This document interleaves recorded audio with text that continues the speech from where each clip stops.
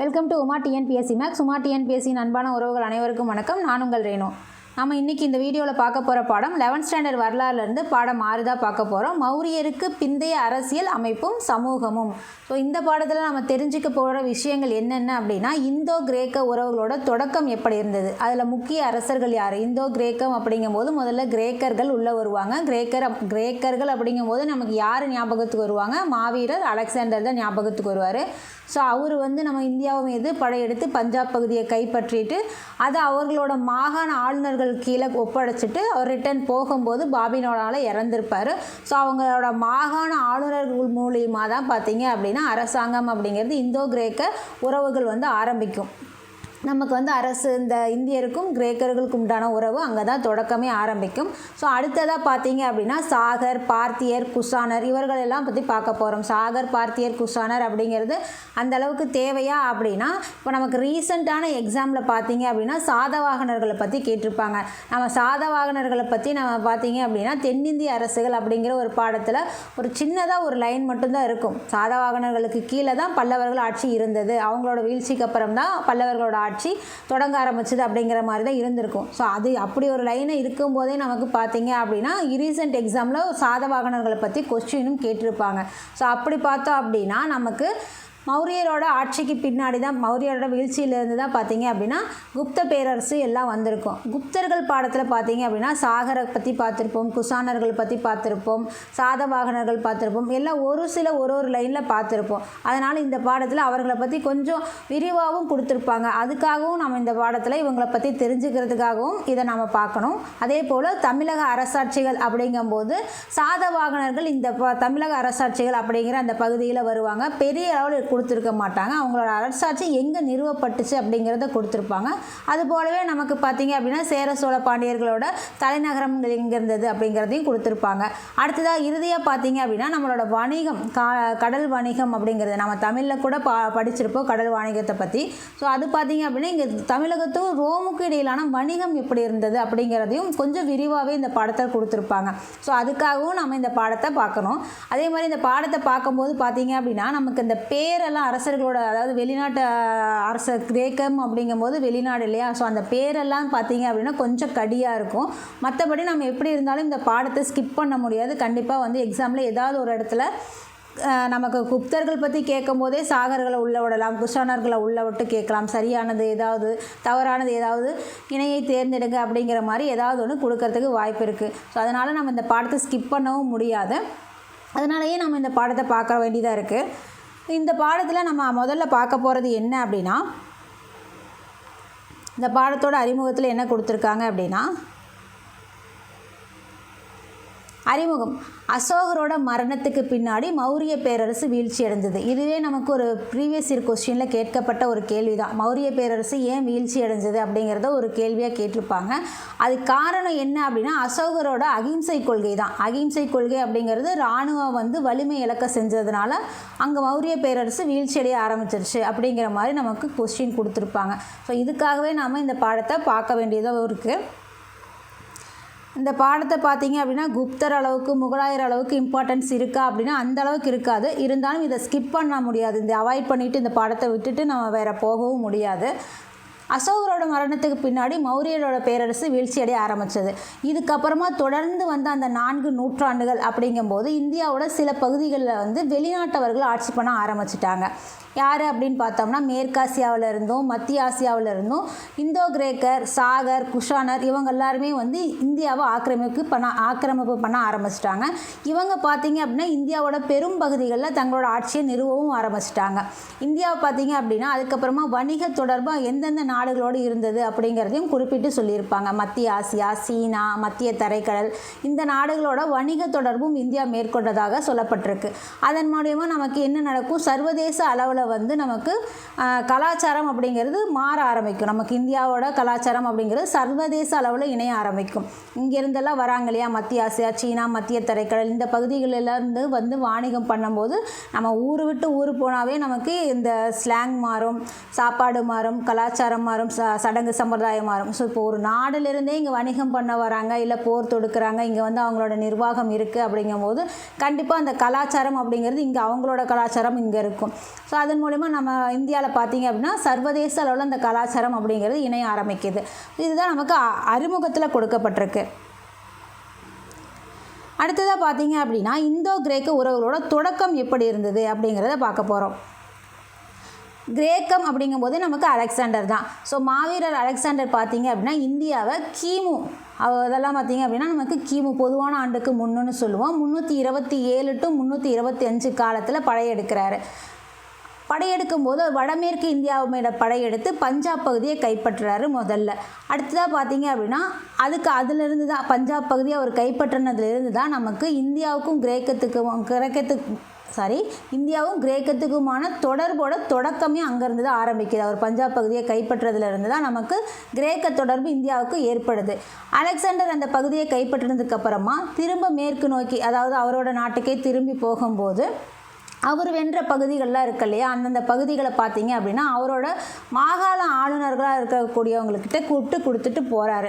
So போகிற வழியிலே வந்து அவங்க தொடர்ந்து அவங்களோட படைகள் வந்து போடுறதுக்கு தயாராக இல்லை, சோர்ந்து போயிடுறாங்க. அதனால் வந்து அவர் வந்து அடுத்தது போருக்கு போகலை. இருந்தாலும் பாபிலோனாவில் பார்த்தீங்க அப்படின்னா உடல்நலக்குறைவால் இறந்திருப்பார். ஸோ இதெல்லாம் நமக்கு அலெக்சாண்டர் பற்றி தெரிஞ்ச விஷயங்கள் தான். ஸோ இவர் விட்டுட்டு போகிறார்லையா, இவர் இறந்ததுக்கப்புறமா அந்த மாகாண ஆளுநர்களுக்கு கீழே இருக்கு இல்லையா அந்த பகுதிகள்லாம், ஸோ அவங்கெல்லாம் பார்த்தீங்க அப்படின்னா மாகாண ஆளுநர்கள் தன்னைத்தானே அவங்களோட சுதந்திர அரசர்களை அறிவித்து அதுக்கு உரிமை கொண்டாடி அவங்களோட பகுதிகளை ஆட்சி செய்ய ஆரம்பிச்சிடுவாங்க. அவங்களோட தளபதிகள் எல்லாமே படை தளபதிகள் அவங்கக்கிட்ட இருந்த பகுதிகளுக்கு அவங்கவுங்க உரிமை கொண்டாட பங்கு போட்டுக்க ஆரம்பிச்சிருப்பாங்க. ஸோ அதன் கீழே பார்த்தீங்க அப்படின்னா மாகாண ஆளுநர்கள் கீழே விட்டு செல்கிறார் இல்லையா. அடுத்தது சந்திரகுப்த மௌரியர்.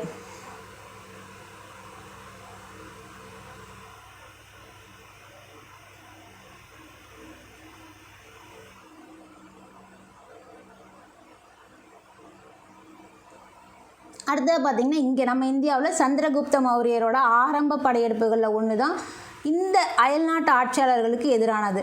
அதாவது நமக்கு மௌரியர் பேரரசு அப்படிங்கும்போது பல பேரரசு உருவாகணும் அப்படின்னா பல இடங்களில் படையெடுப்பு நடக்கணும். அதுக்கு அவங்க அந்த ஆட்சியை வந்து அந்த பகுதியை வந்து இவரோட ஆட்சி கீழே இணைச்சிக்கிட்டே போகணும். ஸோ அந்த மாதிரி ஒரு படையெடுப்புகளில் ஒன்று தான் வந்து அயல்நாட்டு ஆட்சியாளர்களுக்கு எதிரானது. வெளிநாட்டிலேருந்து வந்து இந்தியாவில் ஆக்கிரமிப்பு பண்ணுறதுக்கு இவர் எதிர்ப்பு தெரிவித்தார். அதில் ஒன்று தான் பார்த்தீங்க அப்படின்னா அலெக்சாண்டரோட தளபதியாக இருக்கக்கூடிய செலியூகஸ் நிக்கோடர்னு சொல்லக்கூடியவங்க. அவர் பார்த்தீங்க அப்படின்னா அலெக்சாண்டர் இறந்துடுறாரு இல்லையா, அவர் இறந்ததுக்கப்புறமா அவர் மூலிமா இவங்க கையில் கிடச்ச அந்த பகுதிகள்லாம் இருக்கு இல்லையா, ஸோ அது இவங்க ஆட்சி பண்ணிகிட்டு இருப்பாங்க. ஸோ அந்த டைமில் பார்த்தீங்க அப்படின்னா 311க்கு பின்னாடி சிந்து நதி வரையில் வந்து அலெக்சாண்டரோட தளபதியாக இருக்கக்கூடிய செலியூகஸ் நிகோடர் வந்து ஆட்சியாக அவரோட ஆட்சியை நிறுவியிருப்பார். இதுக்கு அவர் வந்து ஒத்துக்க மாட்டார். சந்திரகுப்த மௌரியர் இருக்கார் இல்லையா, அவருக்கு வந்து அதுக்கு எதிர்த்து போரிட்டு இருப்பார். அவர் பார்த்தீங்க அப்படின்னா 305 சந்திரகுப்த மௌரியர் எப்படி எதிர்க்கிறாரு, எந்த ஆண்டு எதிர்க்கிறாருன்னா 305 அப்படிங்கும்போது சந்திரகுப்த மௌரியருக்கும் செலியூகஸ் நிகோடருக்கும் வந்து போர் நடக்குது. அந்த போரில் பார்த்தீங்க அப்படின்னா சந்திரகுப்த மௌரியர் வந்து செலியூகஸை எதிர்த்து போரில் வெற்றி அடைஞ்சிடறாரு. வெற்றி அடைஞ்சாலும் இருவருக்கும் பார்த்தீங்க அப்படின்னா ஒரு அமைதி உடன்படிக்கை அப்படிங்கிறது ஒன்று நடக்குது.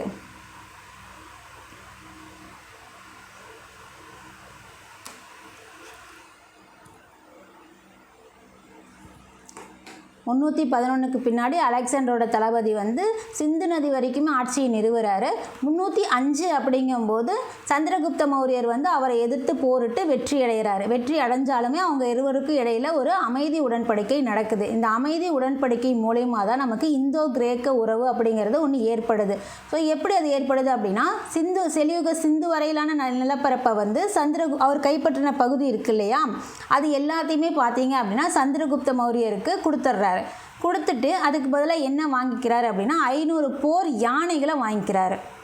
அது மட்டும் இல்லை, அவங்களுக்கு இடையில் பார்த்தீங்க அப்படின்னா ஒரு திருமண ஒப்பந்தமும் இருக்கிறதா சொல்லப்படுது. அதாவது செலியூகஸோட பொண்ணை வந்து சந்திரகுப்த மௌரியர் இருக்கார் இல்லையா, அவருக்கு கொடுக்குற மாதிரி அதன் மூலிமா வந்து ஒரு திருமண உறவும் ஏற்படுறதுனால இந்தோ கிரேக்க அரசாங்கம் உருவாகுது. நமக்கு இங்கே தான் இந்த மாதிரி தான் வந்து இந்தோ கிரேக்க அரசாங்கம் ஸ்டார்ட் ஆகுது. திருமண பந்தம் நடக்குது. அதோடு சேர்ந்து இவர் பார்த்தீங்க அப்படின்னா செலியூகஸ் பார்த்தீங்க அப்படின்னா மெகஸ்தனிஸ் அப்படிங்கிற ஒரு கிரேக்க தூதரை வந்து மௌரியரோட அமைச்சரவையில் உட்கார வைக்கிறாரு. ஒரு கிஃப்ட் மாதிரின்னு வச்சுக்கோங்களேன். பொண்ணு அனுப்பும்போது பொண்ணு கூட சேர்த்து ஒரு தூதரை அனுப்பிடுறாரு, கிரேக்க தூதர். அவர் பேர் மெகஸ்தனிஸ். ஸோ இதுதான் நமக்கு இந்த மூலியமாக தான், திருமணம் வந்த மூலியமாக தான் வந்து இந்தோ கிரேக்க உறவு ஸ்டார்ட் ஆகுது. மெகஸ்தனிஸ் அப்படிங்கிறவர் பார்த்தீங்க அப்படின்னா இந்தியாவுக்கு வந்த முதல் அயல்நாட்டு தூதர்னு சொல்லப்படுறாரு.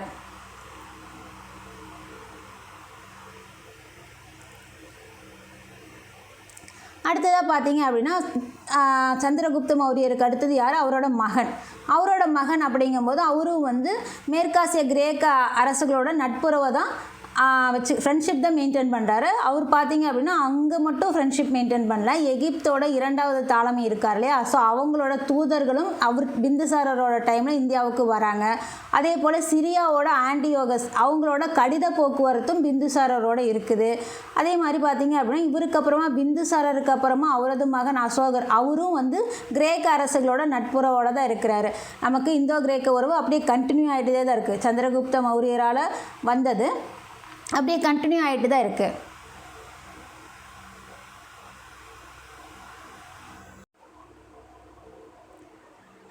அப்படியே தாத்தா, அப்பா, பேரன் அந்த மாதிரி எல்லாருமே வந்து கிரேக்கர்களோட உறவு நட்புறவு பேணிட்டு தான் இருக்கிறாங்க.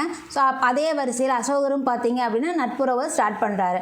அசோகரோட பாறை கல்வெட்டு ஆணை 13 என்ன சொல்லியிருக்கு அப்படின்னா 5 யவன அரசர்களை குறிப்பிட்டு சொல்லியிருக்கு. இவர் ஃப்ரெண்ட்ஷிப் மெயின்டைன் பண்ணுறாரு இல்லையா, ஸோ அந்த அவரோட கல்வெட்டுகள் இருக்கும் இல்லையா, ஒரு 33 கல்வெட்டுகள் இருக்கும்.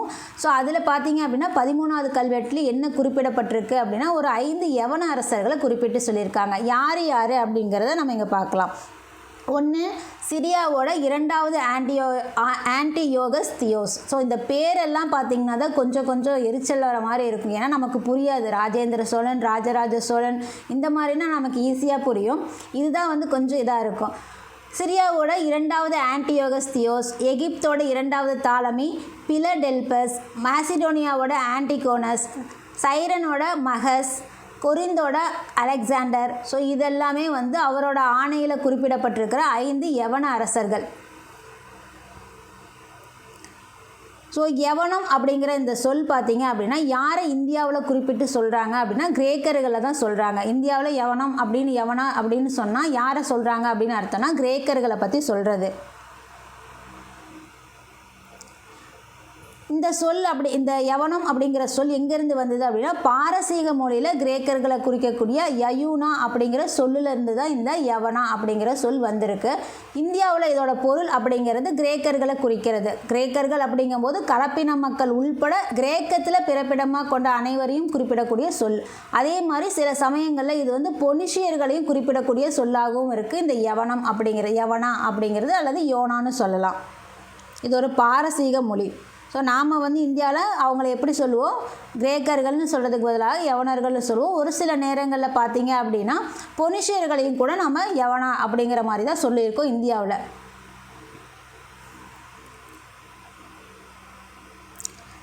அடுத்ததாக பார்த்தோம் அப்படின்னா இந்த தூதுவ பரிமாற்றம் இருக்கு இல்லையா, அந்த கடித போக்குவரத்து, தூதர்கள் அனுப்புறது, ஸோ இந்த மாதிரி விஷயங்கள்லாம் பார்த்தீங்க அப்படின்னா இதன் மூலிமா நமக்கு ஆப்கானிஸ்தான் வரையிலான மௌரிய பேரரசோட விரிவாக்கம், இது எல்லாமே இந்தியாவிலிருந்து மேற்கு எகிப்து வரையிலையும் முறையான வணிகம் நடைபெறத்துக்காக உதவி புரிஞ்சிருக்கு. இந்த கடித போக்குவரத்தாகட்டும், தூதுவர்கள் பரிமாற்றமாகட்டும், இது எல்லாமே நமக்கு வணிகம் அப்படிங்கிறது இந்தியாவிலிருந்து மேற்கு எகிப்து வரைக்குமே வணிகம் நடைபெறுவதற்கு உதவியாக இருந்திருக்கிறதா சொல்லப்பட்டிருக்கு. அப்படி வணிகம் நடக்கணும் அப்படின்னா எப்படி நடந்திருக்கும், தரைவழி வணிகம் நடந்திருக்கும், கடல் வழி வணிகம் நடந்திருக்கும். தரைவழி அப்படிங்கும்போது எந்த பகுதி வழியாக நடந்தது அப்படின்னா வடமேற்கு ஆப்கானிஸ்தானா பாக்ட்ரியான்னு சொல்லுவோம். ஸோ அது வழியாக தரைவழி வணிகம் நடந்திருக்கு. அடுத்ததாக கடல் வழி வணிகம் அப்படிங்கிறது பாரசீக வளைகுடா, செங்கடல், ஸோ இது வழியாகவும் நமக்கு கடல் வழி வணிகம் நடந்திருக்கு. இந்தியாவில் அப்படி ஏற்றுமதி செய்யப்பட்ட பொருட்கள் என்னென்ன அப்படின்னா இந்த வணிகத்தின் மூலிமா நமக்கு கடலில் போவதாகட்டும், தரையில் போகிறதாகட்டும், எப்படி என்னென்ன பொருட்கள் ஏற்றுமதி செஞ்சப்பட்டிருக்கு அப்படின்னா தந்தம், ஆமை ஓடுகள், முத்துகள், அவுரி, விலாமிச்சை, அவுரியெல்லாம் நமக்கு இண்டிகோவில் பார்த்துருப்போம் இல்லையா. ஸோ இண்டிகோ பயிர் அப்படின்னு விலாமிச்சை வேர் தைலம் அப்படின்னா கங்கை பகுதியை சேர்ந்த ஒரு நறுமண தைலம்னு குறிப்பிடப்பட்டிருக்கு. அதே போல் தாலிசப்பத்திரி, அது என்ன அப்படின்னா ஒரு வாசனை பொருளாக பயன்படக்கூடிய லவங்கப்பட்டை இலைன்னு சொல்லப்பட்டிருக்கு. அடுத்தது அரிய மரங்கள் மற்றும் பல ஆடம்பர பொருட்கள். ஸோ இது எல்லாமே நமக்கு இந்தியாவிலிருந்து ஏற்றுமதி செய்யப்பட்ட பொருட்கள். அடுத்ததாக பார்த்தீங்க அப்படின்னா நம்ம கிரேக்கர்கள் இங்கே உள்ளே வந்தாச்சு, ஆட்சி பண்ண ஆரம்பிச்சிட்டாங்க, நிர்வாகம்லாம் இருக்குது. ஸோ அதோட பண்பாட்டு தாக்கம் இருக்கும் இல்லையா, அதை நம்ம எங்கே தெரிஞ்சுக்க முடியும் அப்படின்னா பாடலிபுத்திர நினைவு சின்னங்களை தெரிஞ்சுக்க முடியும். ஸோ ஒரு வெளிநாட்டிலேருந்து உள்ளே வந்துட்டாங்க, அவங்களோட நிர்வாகம் இங்கே இருக்குது அப்படின்னா அவங்களோட நினைவு சின்னங்கள், அவங்களோட பண்பாட்டு தாக்கங்கள் அப்படிங்கிறது எப்படி நம்ம தெரிஞ்சுக்கிறது அப்படின்னா பாடலிபுத்திர நினைவு சின்னங்கள்லேருந்து தெரிஞ்சுக்க முடியும் கிரேக்கர்களை பற்றி. அதே மாதிரி நிர்வாகம், அதாவது மௌரியரோட நிர்வாக அமைப்பும் பார்த்தீங்க அப்படின்னா கிரேக்கர்களோட அந்த இன்ஸ்பிரேஷன் மூலியமா இருந்ததாகவும் வரலாற்றாளர்கள் சொல்லியிருக்காங்க.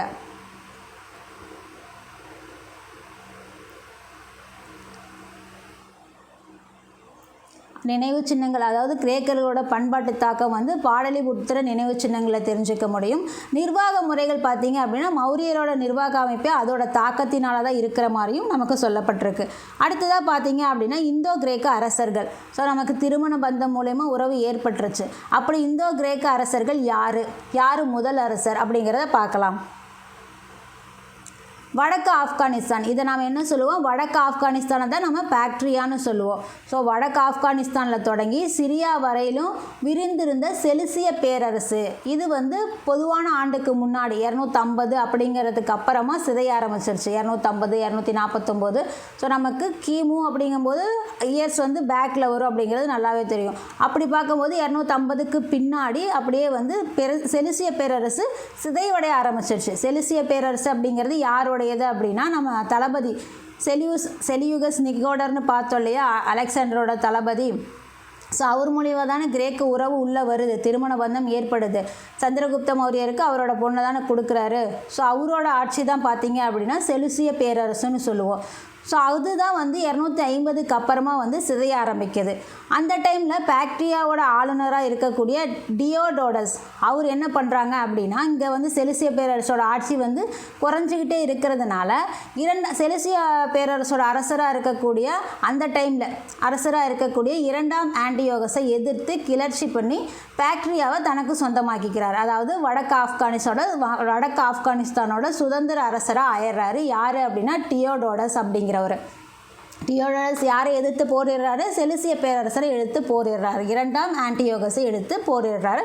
போரிட்டு அந்த கிளர்ச்சியில் வெற்றியும் அடைஞ்சிடுறாரு. தன்னை சுதந்திர அரசராகவும் அறிவிச்சுக்கிறாரு. பாக்ட்ரியாவோட சுதந்திர அரசராகவும் டியோடோடஸ் வந்து அறிவிச்சுக்கிறாரு. அது 250க்கு பின்னாடி நடக்குது. அடுத்ததாக பார்த்தீங்க அப்படின்னா 212. இந்த டைமில் பாக்ட்ரியாவோட அரசராக யார் இருக்காங்க அப்படின்னா யூதிடெமஸ் இருக்கார். யூதிடெமஸ் ஒரு கிரேக்கர் தான். ஸோ அவர் வந்து பார்த்தீங்க அப்படின்னா அவரை வந்து செலுசிய பேரரசராக அவர் இருக்கும்போது செலுசிய பேரரசர் யாருன்னா 3ஆம் ஆன்டியோகஸ். நமக்கு டியோடோடஸ் வந்து பாக்ட்ரியாவோட ஆளுநராக இருக்கும்போது யாரை எதிர்த்து கிளர்ச்சி பண்ணுறாரு அப்படின்னா செலுசிய பேரரசர் 2ஆம் ஆன்டியோகஸை எதிர்த்து கிளர்ச்சி பண்ணி பாக்ட்ரியாவை தன்னோட அரசுக்கு கீழே கொண்டு வந்துடுறாரு. அதே மாதிரி அவருக்கு அப்புறமா பார்த்தீங்க அப்படின்னா பாக்ட்ரியாவோட அரசர் யாராக இருக்காங்க அப்படின்னா யூதிடெமஸ் இருக்கார். யூதிடெமஸ் இருக்கும்போது இங்கே செலுசிய பேரரசில் யார் இருக்காங்க அப்படின்னா 3ஆம் ஆன்டியோகஸ் இருக்கார். ஸோ 3ஆம் ஆன்டியோகஸாலையும் யூதிடெமஸை வந்து அடிமைப்படுத்த முடியலை. அதனால் உடன்படிக்கை மேற்கொள்கிறாங்க. உடன்படிக்கை மேற்கொள்கிறதுக்கு அப்புறமா ஆன்டியோகஸ் பார்த்தீங்க அப்படின்னா அவர்கிட்ட எதுவும் பண்ண முடியல. பாக்ட்ரியாவோட அரசராக இருக்கக்கூடிய யூதிடெமஸோட உடன்படிக்கை மேற்கொண்டாலும் இந்த பக்கம் இங்கே பார்த்தீங்க அப்படின்னா இந்திய அரசராக இருக்கக்கூடிய சுபகசேனா அப்படிங்கிறவரை தோற்கடிச்சிடுறாரு. அந்த பக்கம் தான் உடன்படிக்கை போடுறாரு. இந்த பக்கம் பார்த்தீங்க அப்படின்னா 3ஆம் ஆன்டியோகஸ் பார்த்தீங்கன்னா காபூல் நதி வரைக்கும் வந்து சுபகசேனா அப்படிங்கிற இந்திய அரசரை தோற்கடிச்சிடுறாரு.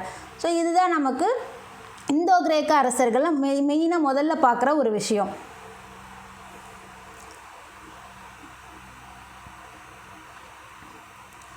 அடுத்து பாக்ட்ரியாவோட அரசர் யூதிடெமஸ் இருக்கார் இல்லையா, அவரோட மகன் வராரு. அவர் 212 இருந்தார். அவரோட மகன் வரும்போது 200 அப்படியே குறைஞ்சிக்கிட்டே வருது வருஷம். ஸோ யூதிடெமஸோட மகன் யார் அப்படின்னா டெமிட்ரியஸ். ஸோ டெமிட்ரியஸோட ஆட்சி பார்த்தீங்க அப்படின்னா பொதுவான ஆண்டுக்கு முன்னாடி 200 இருக்குது அப்படிங்கிற மாதிரி சொல்லப்பட்டிருக்கு. அவருக்கும் 200. அவருக்கு அடுத்ததாக யார் இருக்காங்க, யூதிடெமஸோட அவரோட மகன் சொல்லக்கூடிய டெமிட்ரியஸ். அடுத்ததாக யாரை சொல்லப்பட்டிருக்கு அப்படின்னா 2ஆம் டெமிட்ரியஸை சொல்லப்பட்டிருக்கு.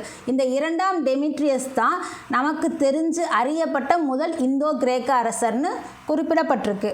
இத்தனை பேர் பார்த்தோம் இல்லையா. ஸோ இத்தனை பேர்த்தில் பார்த்தோம் இது பார்த்துருந்தாலும் அறியப்பட்ட முதல் இந்தோ கிரேக்க அரசர் யார் அப்படின்னா இவர் தான்.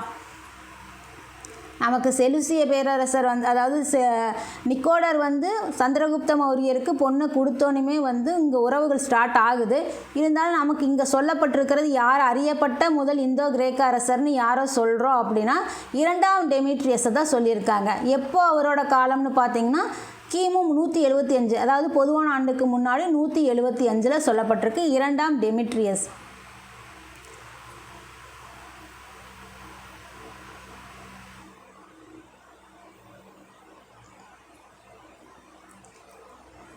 ஸோ 2ஆம் டெமிட்ரியஸ். அதே போல் நமக்கு இந்தோ கிரேக்க அரசர்களோட நாணயங்கள் அப்படிங்கிறது மிக நேர்த்தியானதாக இருந்திருக்கு. ஏன் அப்படின்னா அந்த நாணயங்கள் பார்த்தீங்க அப்படின்னா மற்ற இதை காட்டிலும் அவர்களோட ஆட்சியை வேறுபடுத்தி காட்டக்கூடிய அம்சமாக இருந்திருக்கு. எப்படின்னா ஒரு பக்கத்தில் பார்த்தீங்க அப்படின்னா அப்போ ஆட்சி செய்து கொண்டு இருக்கக்கூடிய அரசரோட உருவமும் பெயரும் அந்த நாணயத்தில் பொறிக்கப்பட்டிருக்கு.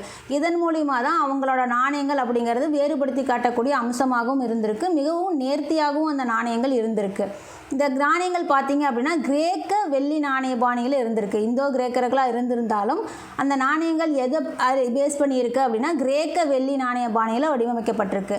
இந்த நாணயங்களோட அரசர்கள் பார்த்தீங்க அப்படின்னா ஒரு பக்கத்தில் ஆட்சி செய்து கொண்டு இருக்கக்கூடிய அரசரோட உருவமும் பெயரும் பொறிக்கப்பட்டிருக்கு இல்லையா. அந்த அரசரோட உருவம் பார்த்தீங்க அப்படின்னா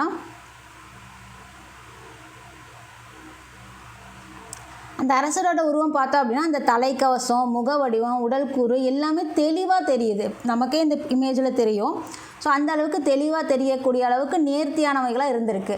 இந்த நாணயங்கள் மூலயமா பார்த்தீங்க அப்படின்னா அரச வம்சாவளி அப்படிங்கிறது உறுதிப்படுத்தப்பட்டிருக்கு.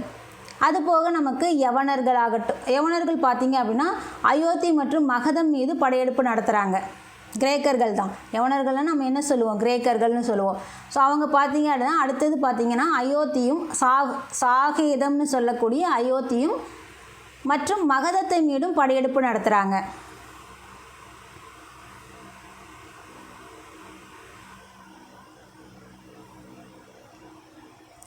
படையெடுப்பு நடத்தினாலும் பார்த்தீங்க அப்படின்னா அந்த டைமில் கிரேக்கர்களுக்கு இடையான உட்போராட்டம் இருக்கும். யார் வர்றது, யார் ஆட்சி பிடிக்கிறது அப்படிங்கிற மாதிரி அந்த உட்கட்சி பூசல் மாதிரி உட்போராட்டம் காரணமாக பார்த்தீங்க அப்படின்னா அந்த பகுதிகளை அவங்க கைப்பற்றலை. படையெடுப்பு நடத்தினாங்க, பட் அவங்க கைப்பற்றலை. அடுத்ததாக பார்த்தீங்க அப்படின்னா கடைசி மௌரியருக்கு பிறகு ஆட்சியை பறித்து கொண்டவர் யார் அப்படின்னா சுங்க பேரரசர் புஷ்யமித்ரன். சுங்க பேரரசர் என்ன பண்ணுறாரு, கடைசியாக இருக்கக்கூடிய மௌரியருக்கு பிறகு ஆட்சியை பறித்து கொண்டவராக இருக்கார். ஸோ இவர் பார்த்தீங்க அப்படின்னா கிரேக்கர்கள் புஷ்யமித்திரனுக்கு நிலங்களை விட்டு கொடுத்துட்டாங்க. அவங்க கைப்பற்றின அந்த நிலங்கள் இருக்கு இல்லையா, கிரேக்கர்கள் கைப்பற்றின அந்த நிலங்களை புஷ்யமித்திரனுக்கு விட்டு கொடுத்துட்றாங்க. அவங்களுக்குள்ளேயே பூசல்கள் இருக்கிறதுனால அவங்க அதை கைப்பற்றல. ஸோ அதை விட்டு கொடுத்துட்டாங்க, புஷ்யமித்திரனுக்கு விட்டு கொடுத்துட்டாங்க. இது எங்கே தெரிஞ்சுக்க முடியும் இந்த புஷ்யமித்திரனுக்கு நிலங்களை விட்டு கொடுத்துட்டாங்க அப்படின்னா டெமிட்ரியஸ் இந்தியாவோட தொடர்பு கொண்டிருந்த நாணய சான்றுகள் மூலிமா இதை உறுதிப்படுத்த முடியுது.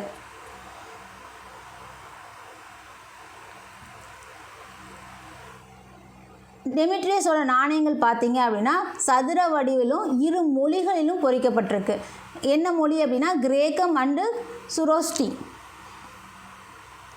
கரோஸ்டி.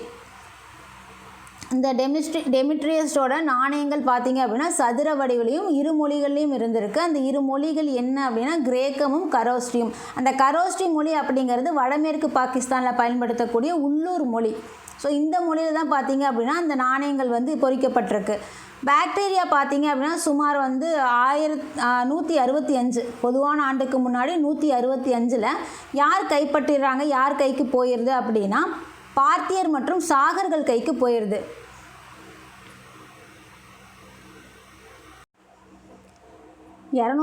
அதாவது பொதுவான ஆண்டுக்கு முன்னாடி 250 அந்த டைமுக்கு பிறகு பாக்ட்ரியாவோட ஆளுநராக இருக்கக்கூடிய டியோடோடஸ் அவர் செலுசிய பேரரசர் 2ஆம் ஆன்டிகோஸை எதிர்த்து போராடி பாக்ட்ரியாவோட சுதந்திரத்தை அடையிறாரு, சுதந்திர அரசராக ஆகுறாரு.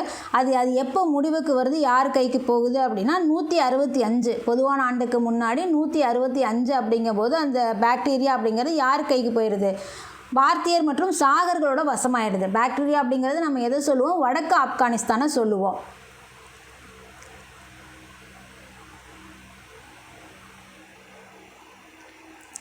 ஸோ வடக்கு ஆப்கானிஸ்தானை தான் நம்ம பாக்டீரியான்னு சொல்லுவோம். இது வந்து 165 இவங்க கைக்கு போயிடுது. இதற்கு அப்புறமா பார்த்தீங்க அப்படின்னா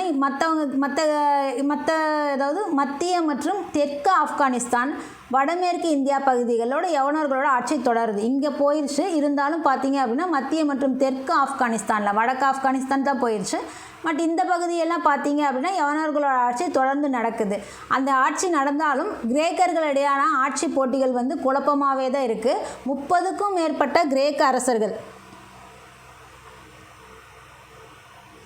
30க்கும் மேற்பட்ட கிரேக்க அரசர்கள் பார்த்தீங்க அப்படின்னா அந்த பெயர்கள் வந்து அவர்களோட நாணயங்களை அடையாளம் காணப்பட்டிருக்கும். இவர்கள் அனைவருமே பார்த்தீங்க அப்படின்னா தங்களுக்கு ஏற்ற மாதிரி சிறிய பகுதிகளை அவங்கவுங்க ஆட்சி பண்ணிக்கிட்டும், தங்களுக்கு ஏற்ற மாதிரி சொந்த நாணயங்களை வெளியிட்டுட்டும் அவங்க ஆட்சி பண்ணிகிட்டு இருந்த மாதிரி நமக்கு சொல்லப்பட்டிருக்கு. இதுதான் நம்ம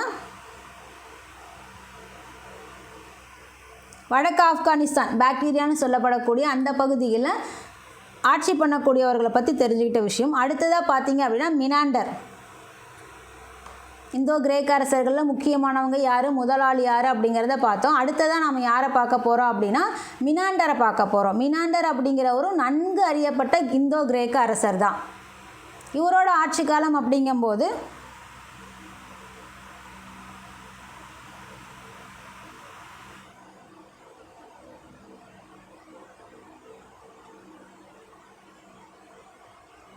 ஸோ இவரோட ஆட்சி காலம் அப்படிங்கிறது 165 கிமு 165லேருந்து 130 வரைக்கும் சொல்லப்படுது.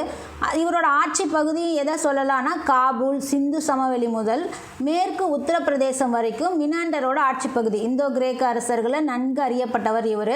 ஸோ இவர் பார்த்தீங்க அப்படின்னா இந்த பகுதிகள் வரைக்கும் இவரோட ஆட்சி பகுதிகளாக இருந்திருக்கு.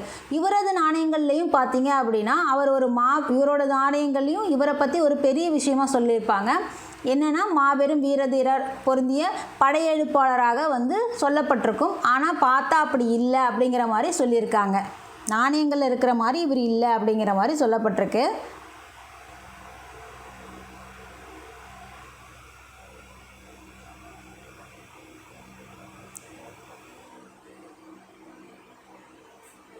அப்படி அவருக்கு நாணயத்தில் இருக்கிற மாதிரி வீரதீர பொருந்திய ஆளாக இல்லைனாலும் பாஞ்சாலம் மற்றும் மதுரா, ஸோ இந்த பகுதிகளில் இருக்கக்கூடிய அரசர்களோட இணைஞ்சு கங்கை பகுதியை சூறையாடி இருக்காரு அப்படிங்கிறதும் ஒரு குறிப்பிடத்தக்க வேண்டிய ஒரு விஷயம்.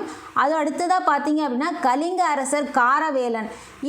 காரவேலன் பார்த்தீங்க அப்படின்னா மினாண்டரை தடுக்க முடியவில்லை அப்படின்னு சொல்லி சொல்லப்பட்டிருக்கு, கல்வெட்டு குறிப்பில் சொல்லப்பட்டிருக்கு. எந்த கல்வெட்டு குறிப்பு அப்படின்னா ஹதிகும்பா கல்வெட்டு.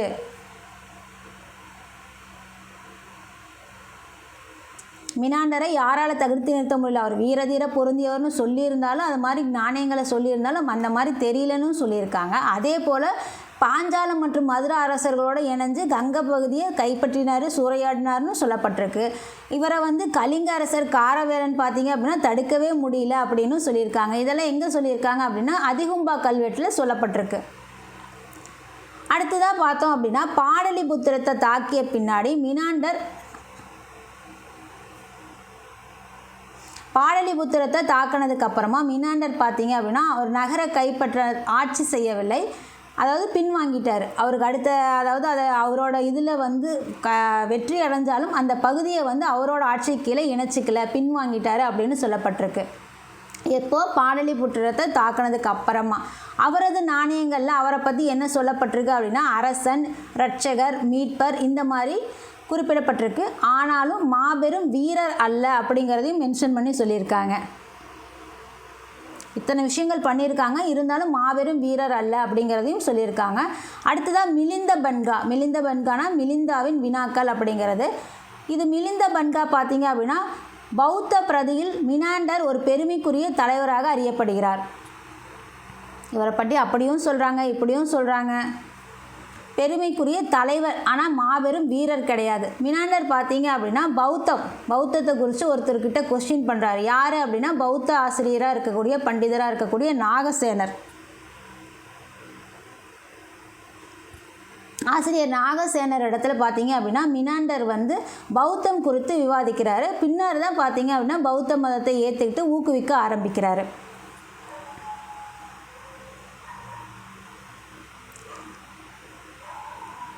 ஸோ அடுத்தது இன்னும் அடுத்த கிரேக்க அரசர், இது எல்லாமே நம்ம இந்தோ கிரேக்க அரசர்களை பற்றி பார்க்குறோம். அங்கே ஆரம்பித்து உறவு திருமண பந்தம் மூலயமா ஆரம்பித்து முதல் இந்தோ கிரேக்க அரசர்லேருந்து நன்கு அறியப்பட்ட மினாண்டர் பார்த்தோம். அடுத்தது பார்த்தீங்க நன்கு அறியப்பட்ட இன்னொரு ஆள் யார் அப்படின்னா ஆன்டியால்சைடஸ்னு அவரை சொல்லலாம், இல்லைன்னா ஆன்டியால்கிடாஸ்னு சொல்லலாம். இவரோட ஆட்சி காலம் அப்படிங்கிறது 110. இது எல்லாமே நம்ம இந்தோ கிரேக்க அரசர்களை பற்றி பார்த்துட்ருக்கோம். ஸோ இதில் இவரோட நன்கு அறியப்பட்ட இன்னொரு கிரேக்க அரசர் யார்? ஆன்டியால்சைடஸ் அல்லது ஆன்டியால்கிடாஸ். ஸோ ஆன்டியால்கிடாஸோட தூதர் அப்படிங்கிறது யார் அப்படின்னா ஹீலியோடோரஸ். இது எல்லாமே வந்து மெடிசன் நேமாக இருக்குது. Anti oxide, anti virus, anti bacteria, helio அப்படிங்கிற மாதிரி எல்லாம் ஒரு மெடிசன் நேமாக தெரியுது நமக்கு. ஸோ ஆன்டி ஆல்சைடோட தூதர் யார் நமக்கு? ஹீலியோடோரஸ் பார்த்தீங்க அப்படின்னா பாகபத்ர அரசரோட அரசவைக்கு தூதராக அனுப்பப்படுறாரு. இவர் யாரோட தூதர்? ஆன்டி ஆல்சைடோட தூதர்.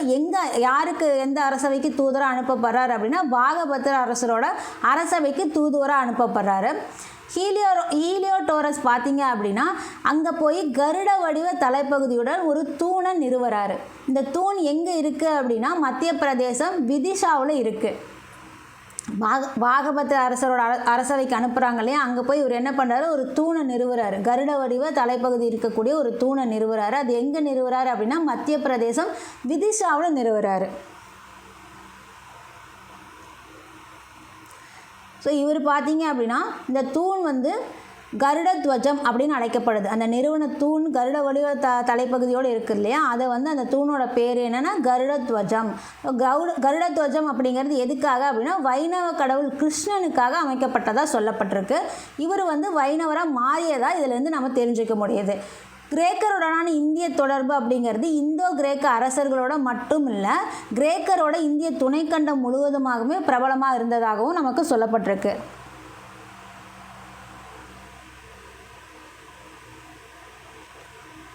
ஸோ இப்போ நம்ம பார்த்தது இந்தோ கிரேக்க, அதாவது அலெக்சாண்டர் வந்து கைப்பற்றி பஞ்சாப் பகுதியை கைப்பற்றி அவர்களோட படைத்தளபதிகளுக்கு மாகாண ஆளுநர்கள் கீழே விட்டுட்டு போனார். மாகாண ஆளுநர்கள் பார்த்தீங்க அப்படின்னா அலெக்சாண்டரோட இறப்புக்கு பின்னாடி பங்கு போட்டு அவங்கவுங்க பகுதியை ஆட்சி பண்ணிட்டு இருந்தாங்க.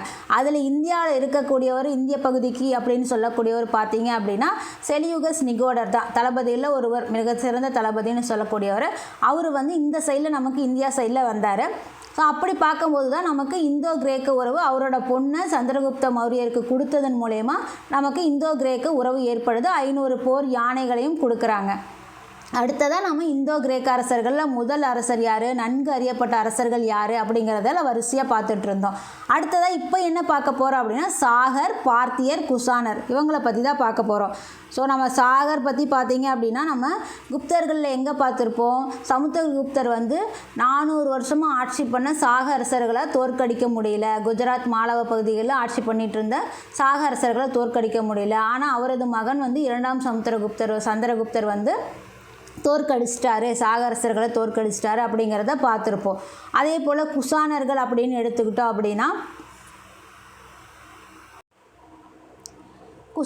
நம்ம எடுத்துக்கிட்டோம் அப்படின்னா அந்த குப்தர்களோட நாணயங்கள் இருக்கு இல்லையா, இவர் தான் சமுத்திரகுப்தர் தான் அந்த அறிமுகப்படுத்தினார் அப்படின்னு சொல்லி பார்த்துருப்போம். ஸோ அந்த நாணய முறை அப்படிங்கிறது இவரோட குசானர்களோட நாணய முறைகளோட இன்ஸ்பிரேஷன் மூலியமாக தான் அவங்க கொண்டு வந்திருப்பாங்க அப்படிங்கிறதையும் குசானர்கள் சம்மந்தப்பட்ட விஷயத்தில் பார்த்துருப்போம்.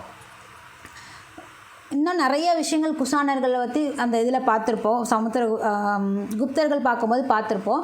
ஸோ அதனால் நம்ம இங்கே பார்க்க போகிறது என்ன அப்படின்னா வடமேற்கு இந்தியாவோட இந்தோ கிரேக்க அரசர்களை அகற்றியவர்கள் அப்படிங்கிறவங்க இவங்க 3 பேரும் தான், சாகர், பார்த்தியர், குசானர். இந்தோ கிரேக்க அரசர்கள் எவ்வளோ தூரம் இருந்தாங்க. ஸோ அவங்கள யார் அங்கேருந்து விரட்டுறாங்க அப்படின்னா இவங்க 3 பேர் தான் விரட்டுறாங்க. சாகர்களை என்ன சொல்லுவோம் அப்படின்னா சித்தியன்கள்னு சொல்லுவோம். பார்த்தியர்கள் பார்த்தீங்க அப்படின்னா பகலவைகள்னு சொல்லப்படுறாங்க. குசானர்கள் அப்படிங்கும்போது சீன வரலாற்றின்படி யூஇசி அல்லது யூயாசி இந்த மாதிரி இவங்களுக்கு இன்னொரு பேரும் இருக்குது. சாகர், பார்த்தியர், குஷானர்களுக்கு இன்னொரு பேரும் இந்த மாதிரி இருக்குது. இவங்க எல்லாருமே பார்த்தீங்க அப்படின்னா மத்திய ஆசியாவோட நாடோடி இனக்குழுக்களாக இருந்தவங்க தான்.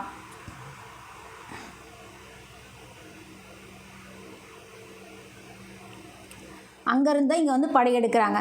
ஸோ கிரேக்கர்களோட பழக்கப்படி இவங்களும் பார்த்திங்க அப்படின்னா இந்த நாடோடி குழுக்களும் இனக்குழுக்களும் பார்த்திங்க அப்படின்னா தங்களோட பெயர் பார்த்திங்க அரசர்களோட அரசன் அப்படிங்கிற பட்டத்தோட நாணயங்கள் வெளியிட ஆரம்பிக்கிறாங்க. கிரேக்கர்கள் தான் அப்படி இருந்தாங்க அப்படின்னா இவங்களும் பார்த்திங்க அப்படின்னா அவங்கள தோற்கடிச்சதுக்கப்புறமா இவங்களும் தங்களோட பெயர்களை அரசர்களின் அரசன் அப்படிங்கிற பட்டத்தோட நாணயங்களை வெளியிட ஆரம்பிக்கிறாங்க. இந்த காலம் அப்படிங்கிறது இந்திய வரலாற்றில் குழப்பம் மிகுந்த பகுதி அப்படின்னு சொல்லப்பட்டிருக்கு. ஏன் அப்படின்னா இந்த காலத்தில் வந்து பல இனக்குழுக்கள் வந்து இந்தியாவுக்கு வந்து ஆட்சி அமைச்சிருக்கிறதுனால இது ஒரு வரலாற்றில் குழப்பம் மிகுந்த காலமாகவும் இருக்குது. வரலாற்றில் மட்டும் இல்லை, இந்த பாடத்தை படிக்கிற நமக்கும் அப்படி தான் இருக்குது.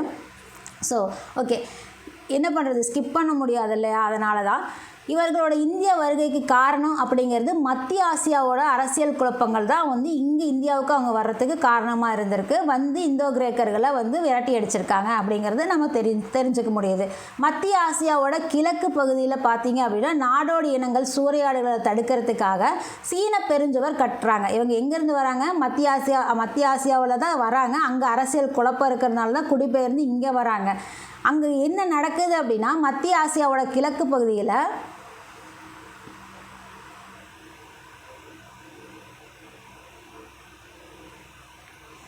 இந்த மாதிரி இருக்கக்கூடிய நாடோடி இனங்களோட சூறையாடல்களை தடுக்கிறதுக்காக சீன பெருஞ்சுவர்கள் கட்டினாங்க.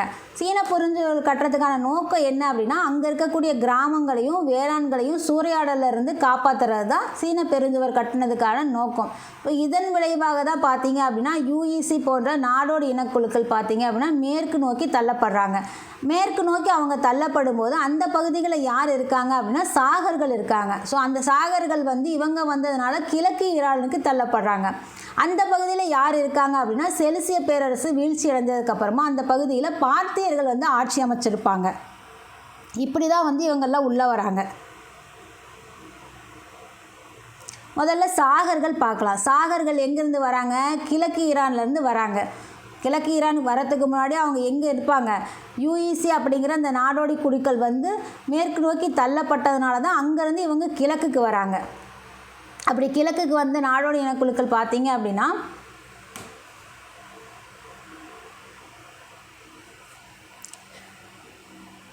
பார்த்திய ஆட்சியாளராக இருக்கக்கூடிய மித்ரடேட்ஸ் அவர்களால் தான் வந்து சாகர்கள் முதல்ல வெளியே தள்ளப்படுறாங்க.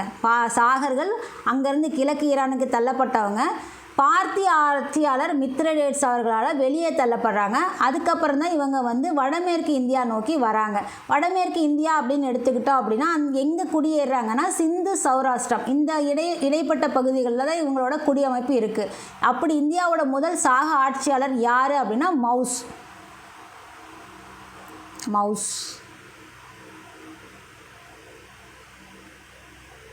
மவுசுன்னு சொல்லலாம், அல்லது மோன்னு சொல்லலாம், மோகா இந்த மாதிரி சொல்லலாம்.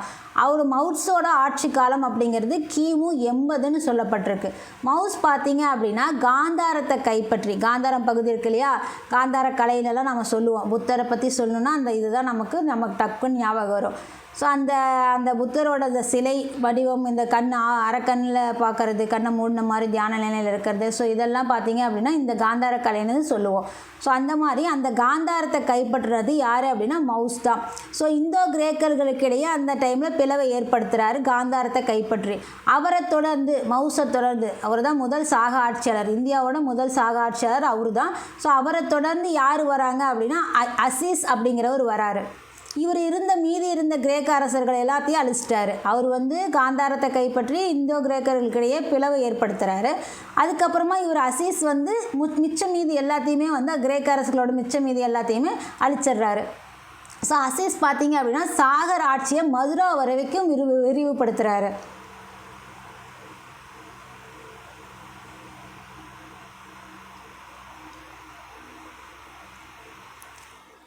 மதுரா வரைக்குமே அசீஸ் வந்து ஒரு சாகர்களோட ஆட்சியை விரிவுபடுத்துகிறாரு. இந்தியாவில் சாகர்கள் அப்படிங்கிறவங்க பார்த்தீங்க அப்படின்னா இந்து சமூகத்தோடு கலந்துடுறாங்க. அவர்களோட இந்து பெயர்களையும் மத நம்பிக்கைகள் இது எல்லாத்தையுமே வந்து சாகர்கள் ஏற்றுக்கிறாங்க. அதுபோல் சாகர்களோட நாணயங்கள் பார்த்தீங்க அப்படின்னா இந்து கடவுளோட உருவத்தோடையும் வெளியிடப்படுது. அந்த அளவுக்கு பார்த்தீங்க அப்படின்னா இந்துக்களோட சமூகத்தில் அவங்க ஒன்றோட ஒன்றாக இணைஞ்சிட்றாங்கன்னு சொல்லப்பட்டிருக்கு. அவங்க வெளியிடுற நாணயங்கள் இந்து கடவுளோட உருவம் பொறிக்கப்படுற அளவுக்கு ஒன்றிணைஞ்சிட்டாங்கன்னு சொல்லப்பட்டிருக்கு. சாகர்கள் பார்த்தீங்க அப்படின்னா தங்களோட ஆட்சி பகுதிகளை நிர்வகிப்பதற்காக ஆளுநர்கள், மாகாண ஆளுநர்களை நியமிக்கிறாங்க. அந்த மாகாண ஆளுநர்களுக்கு பேர் என்ன அப்படின்னா சத்ரப்கள். ஸோ ஒவ்வொரு அரசுமே வந்து மாகாணத்துக்கு பிரிக்கிறாங்க, ஆளுநர்கள் நியமிக்கிறாங்க, அவங்களுக்கு ஒரு பேர் நம்ம வைக்கிறோம், அவங்க வச்சுருக்காங்க. அதே மாதிரி இங்கே பார்த்தீங்க அப்படின்னா சாகர்கள் வந்து நியமிக்கிற அந்த நிர்வகிக்கிறதுக்கூடிய அந்த மாகாண ஆளுநர்களோட பேர் அப்படிங்கிறது சத்திரப்புகளை நியமிக்கிறாங்க. சத்திரப்புகள் பார்த்தீங்க அப்படின்னா பலரும் தங்களுக்கு மகா சத்திரபாக்கள் அப்படிங்கிற பட்டத்தை சூட்டி கொண்டு நடைமுறையில் சுதந்திர ஆட்சியாளராக ஆயிடுறாங்க. பெரும்பாலும் மாகாணத்துக்கு ஆளுநராக நியமிச்சிட்டாவே அவங்க தங்களை சுதந்திர ஆட்சியாளராகவே பார்க்க ஆரம்பிச்சிடுறாங்க. ஸோ அதன்படி இவங்க என்ன பண்ணுறாங்க, சத்திரபாக்கள் வந்து மகா சத்திரபாக்கள் அப்படிங்கிற பட்டத்தை சூட்டிக்கிட்டு நடைமுறையில் சுதந்திர ஆட்சியாளராக ஆகிடுறாங்க. அப்படி புகழ்பெற்ற சத்திரபர் யார் அப்படின்னா ருத்ரதாமன்னு சொல்லக்கூடியவர் தான்.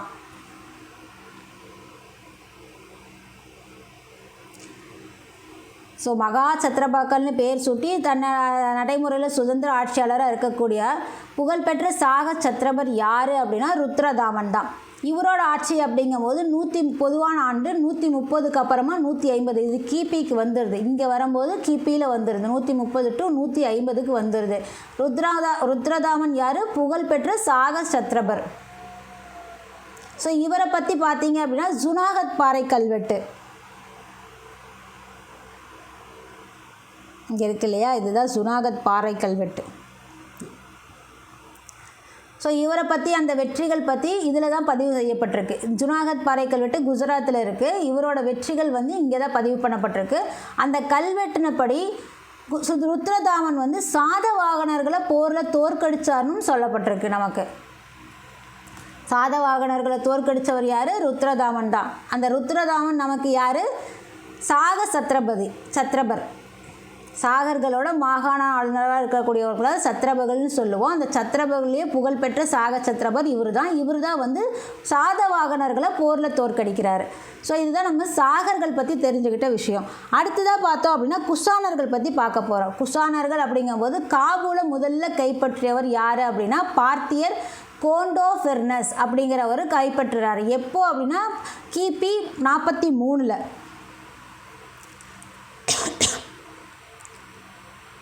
ஸோ இவரோட ஆட்சி காலத்தில் தான் கோண்டோஃபெர்னஸோட ஆட்சியில் பார்த்தீங்க அப்படின்னா சாகர்கள் வந்து இடமாற்றம் செய்யப்படுறாங்க. இந்தியாவில் சாகர்களை எதிர்த்து அதிக வெற்றி பெற்றவர் அப்படிங்கிறவர் யார் அப்படின்னா கோண்டோஃபெர்னஸ் தான். 400 வருஷமாக ஆட்சி பண்ணாங்க அப்படிங்கிறத நம்ம பார்த்தோம், குப்தர்கள் பார்க்கும் போதே பார்த்துருப்போம். ஸோ அப்படி இவங்களை சாகர்களை எதிர்த்து அதிக அளவில் வெற்றி பெற்றவர் யார் அப்படின்னா இவர் தான், பார்த்தியரோட கோண்டோஃபெர்னஸ் தான் வந்து வெற்றி பெற்றவர். இருந்தாலும் காபூல் பள்ளத்தாக்க அவர் வந்து குஷானர்களிடத்துல இழந்துடுறார். இந்த அளவுக்கு இருந்தாலும் சாகர்களை அதிக அளவில் தோற்கடிச்சிருந்தாலும் குஷானர்கள் இடத்துல இவர் கைப்பற்றின அந்த காபூல் பள்ளத்தாக்கு இருக்கு இல்லையா, அதை வந்து இழந்துடுறாரு. அவரது ஆட்சி கல்வெட்டுகள் அப்படிங்கிறது எதில் தெரிஞ்சுக்கலாம் அப்படின்னா பெசாவர் மாவட்டத்தில் கண்டுபிடிக்கப்பட்டிருக்கு.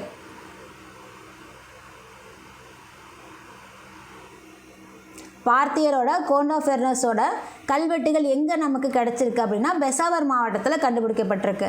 பார்த்தியருக்கு எதிராக சாகர்கள் பார்த்தீங்க அப்படின்னா யார்கிட்ட போய் நிற்கிறாங்க அப்படின்னா குஷானர்கள் இடத்துல போய் நிற்கிறாங்க. யூஇசின்னு சொல்லுவோம் இல்லையா, ஸோ அவங்களுக்கு இன்னொரு பேர் இருக்குதுன்னு பார்த்தோம் இல்லையா. ஸோ அந்த பேரில் இருக்கக்கூடிய குஷானர்கள் பார்த்தீங்க அப்படின்னா சாகர்கள் வந்து குஷானர்கள்கிட்ட உதவியை கேட்குறாங்க. யாருக்கு எதிராக, பார்த்தியருக்கு எதிராக. ஏன்னா அவங்க வந்து அதிக அளவில் அவர்கிட்ட பார்த்தியர்கிட்ட தான் தோல்வி அடைஞ்சாங்க. அதனால் வந்து யார்கிட்ட போய் ஹெல்ப் கேட்குறாங்க, குஷானர்கிட்ட போய் கேட்குறாங்க. எதிரிக்கு எதிரி நண்பன் அப்படிங்கும்போது குஷானர் இடத்துல காபூல் பள்ளத்தாக்க இவர் இழந்துடுறார் இல்லையா. ஸோ இவங்களால தான் இவரோட வழி பண்ண முடியும்னு நினச்சிட்டு அங்கே போய் ஹெல்ப்புக்கு நிற்கிறாங்க. ஸோ ஆப்கானிஸ்தானை வென்ற முதல் குஷான அரசர் யார் அப்படின்னா குஜிலா காட்பி செஸ்.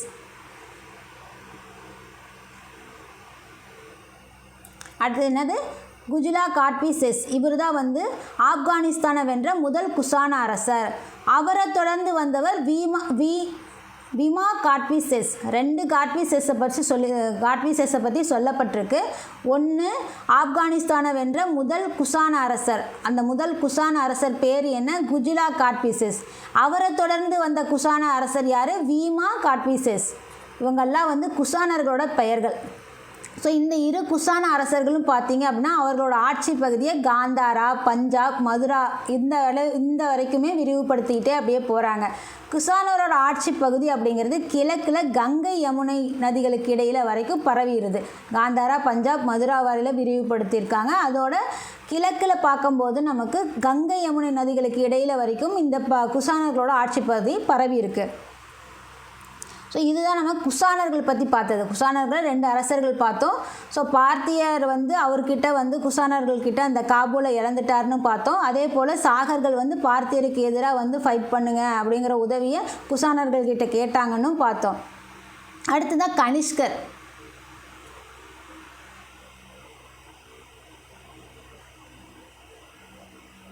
கனிஷ்கர் யார் அப்படின்னா குஷான அரசர்களில் நன்கு அறியப்பட்டவர் அப்படிங்கும்போது கனிஷ்கர் தான்.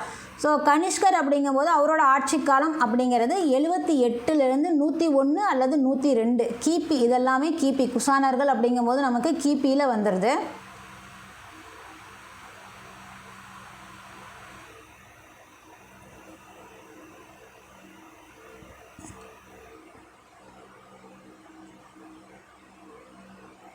இந்திய நாள்காட்டிப்படி சகாப்தத்தோட தொடக்கம் அப்படிங்கிறது 78 பார்க்கப்படுது.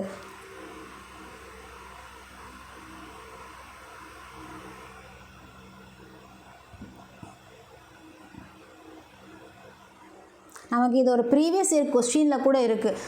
சகாப்தத்தோட தொடக்கம் எந்த ஆண்டு அப்படின்னு சொல்லி கொடுத்துருக்காங்க. அப்படி பார்க்கும்போது நமக்கு கிபி 78 தான் ஆன்சர். ஸோ அதை நம்ம இங்கேயே நமக்கு தெரிஞ்சிருக்கும். ஸோ இங்கேருந்து தான் அது கேள்வி கேட்கப்பட்டிருக்கு. அடுத்ததாக பார்த்தீங்க அப்படின்னா வரலாற்றாளர்கள் கனிஷ்கரோட ஆட்சி காலத்தை 78லேருந்து 144க்கு கிபி 78லேருந்து 144க்கு இடையே அவங்க சொல்லப்பட்டிருக்கு. கனிஷ்கரோட ஆட்சி காலத்தை வரலாற்றாளர்களோட கணிப்பில் சொல்லப்பட்டிருக்கு. கனிஷ்கர் அப்படிங்கிறவர் பௌத்த ஆதரவாளராகவும் இருந்திருக்காரு. இவர் பார்த்தீங்க அப்படின்னா பௌத்த ஆதரவாளர் அப்படிங்கிறதுனால 4ஆம் பௌத்த மகா சங்கத்தை கூட்டியவரும் கனிஷ்கர் தான். ஸோ கனிஷ்கர் பௌத்த ஆதரவாளர். அதோட இவர் தான் 4ஆம் பௌத்த மகா சங்கத்தை கூட்டியவர். 3ஆம் மகா சங்கம் எப்போ நடந்தது அப்படின்னா 4வது மகா சங்கம் இவரால் நடந்தது. 3வது மகா சங்கம் எப்போ நடந்தது அப்படின்னா அசோகரோட ஆட்சி காலத்தில் நடந்தது. அதெல்லாம் கிமுல நடந்தது அசோகரோட ஆட்சி காலம் அப்படிங்கும்போது. ஸோ அது எங்கே நடந்தது அப்படின்னா பாடலிபுத்திரத்தில் நடைபெற்றது. அதுக்கப்புறமா 4ஆம் பௌத்த மகா சங்கம் இவரால் தான், கனிஷ்கரால் தான். குஷான அரசர்களே நன்கு அறியப்பட்டவர் இவர் தான். ஸோ இவரால் தான் 4ஆம் பௌத்த மகா சங்கம் நடக்குது.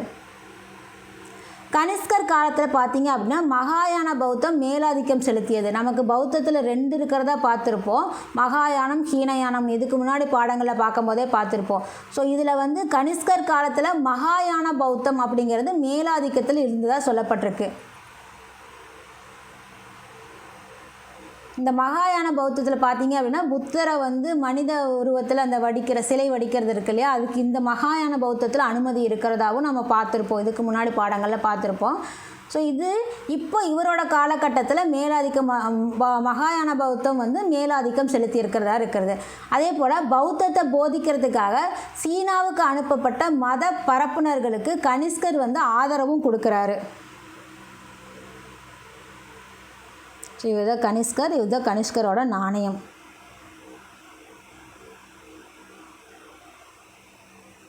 பௌத்தத்தை போதிக்கிறதுக்காக சீனாவுக்கு அனுப்பப்பட்ட மத பரப்புனர்களுக்கும் கனிஷ்கர் ஆதரவு கொடுக்குறாரு. அதோட குஷானரோட நாணயங்கள் அப்படிங்கிறது உயர்ந்த தரமுடையவை. எந்த அளவுக்கு உயர்ந்த தரமுடையவை அப்படின்னா அப்போ வல்லரசாக இருக்கக்கூடிய ரோமானிய நாணயங்களோட எடைத்தரத்துக்கு ஒத்ததாக இருந்திருக்கு. ஸோ அப்போ ரோம் இப்போ அமெரிக்கா வல்லரசுனா அப்போ அந்த காலகட்டத்தில் ரோம் அப்படிங்கிறது பெரிய வல்லரசு இல்லையா. ஸோ அந்த நாணயங்களோட அளவுக்கு குஷானவர்களோட நாணயம் தரமுடையவையாக இருந்திருக்குன்னு சொல்லப்பட்டிருக்கு. நாணயங்களில் குஷான அரசர்கள் பார்த்தீங்க அப்படின்னா என்ன சொல்லப்பட்டிருக்கும் அப்படின்னா அரசர்களின் அரசன், சீசர், அகிலத்தை ஆள்பவன், இந்த மாதிரி பட்டங்களால் நாணயங்களில் குஷான அரசர்கள் குறிப்பிடப்பட்டிருக்காங்க.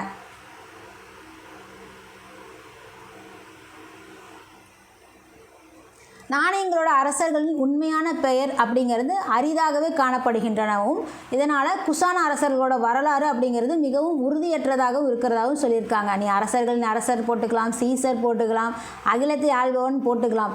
இருந்தாலும் இது உண்மையான பெயர்களா அப்படிங்கிறதுக்கு எந்த ஒரு வரலாறும் மிகவும் உறுதியானதாக இல்லை அப்படின்னு சொல்லப்பட்டிருக்கு.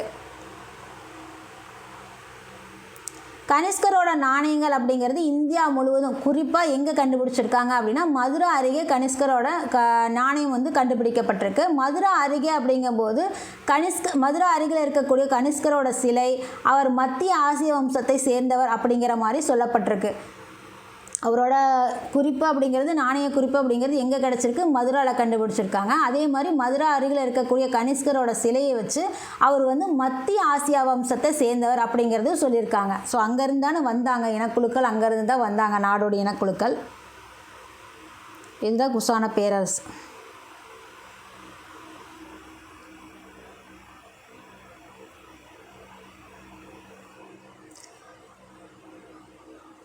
அடுத்தது பார்த்திங்க அப்படின்னா சிலையில் அவரை பார்த்திங்க அப்படின்னா வார்பூட்டிய அங்கி, அவரோட சிலை இருக்கு இல்லையா, கனிஷ்கரோட சிலை மதுரை அருகில் இருக்குது. அந்த சிலையில் அவரை பார்க்கும்போது வார்பூட்டிய அங்கி, நீண்ட மேலங்கி, காலணிகள் இதெல்லாம் போட்டுட்டு இருந்தவர் மாதிரி அந்த சிலை இருக்கப்படுதுன்னு சொல்லப்பட்டிருக்கு. அதாவது காரகோரம் நெடுஞ்சாலை திட்டம். அடுத்தது காரகோரம் நெடுஞ்சாலை திட்டம் அப்படிங்கிறது எங்கே நடக்குது அப்படின்னா சீனாவுக்கும் பாகிஸ்தானுக்கும் இணைஞ்சு மேற்கொண்டது தான் இந்த காரகோரம் நெடுஞ்சாலை திட்டம் அப்படிங்கிறது. இந்த திட்டம் நிறைவு பெற்ற ஆண்டு அப்படிங்கிறது 1979. இந்த திட்டத்தினால பெரும் பலன்கள் யாருக்கு அப்படின்னா அங்கே அப்போ இருக்க தொல்லியலாளர்கள் மற்றும் வரலாற்றாளர்களுக்கு ரொம்ப பெரும் பலனாக இருந்திருக்கு. காரகோரம் நெடுஞ்சாலை திட்டம் எங்கே போட்டிருக்கு? சீனாவுக்கும் பாகிஸ்தானுக்கும். எப்போ நிறைவடைஞ்சிருக்கு? 1979. இதனால் பலனடைஞ்சவங்க யார் அப்படின்னா தொல்லியலாளர்கள் மற்றும் வரலாற்றாளர்கள் தான். ஸோ இதில் பார்த்தீங்க அப்படின்னா ஹூஸ்னா கல்வெட்டு, இந்த ஹூஸ்னா கல்வெட்டில் 2 காட்வி செஸ்கள் பற்றி குறிப்பிட்டு சொல்லப்பட்டிருக்கு. இந்த குஷானர்கள் பார்க்கும்போது 2 காட்வி செஸ்கள் பார்த்துருப்போம். ஸோ இங்கே யாருன்னு நேம்ஸ் மென்ஷன் பண்ணல, ஆனால் காட்வி செஸ்கள் மட்டும் குறித்து சொல்லப்பட்டிருக்கு. எதில் அப்படின்னா ஹூஸ்னா கல்வெட்டில். அதே போல் ஹூஸ்னா கல்வெட்டில் கனிஷ்கரை வந்து குஷான தேவபுத்ரா, அதாவது கடவுளோட மகன்னு சொல்லப்பட்டிருக்கு. அதே போல் மகாராஜா அப்படின்னு சொல்லப்பட்டிருக்கு. ஹூஸ்னா கல்வெட்டில் 2 விஷயங்கள் சொல்லப்பட்டிருக்கு. ஒன்று 2 காட்வி செஸ்கள் பற்றி சொல்லப்பட்டிருக்கு. காட்வி செஸ்களோட நேம் இங்கே கொடுக்கல, நம்ம அங்கே குஷானர்கள் பார்க்கும்போது பார்த்துருப்போம். அதே போல் அதே கல்வெட்டில் ஹூஸ்னா கல்வெட்டில் பார்த்தீங்க அப்படின்னா கனிஷ்கர் வந்து என்ன சொல்லியிருக்காங்க? குஷான தேவபுத்ரா, அதாவது கடவுளின் மகன், அதோடு இன்னொரு பேர் மகாராஜா அப்படின்னு சொல்லப்பட்டிருக்கு.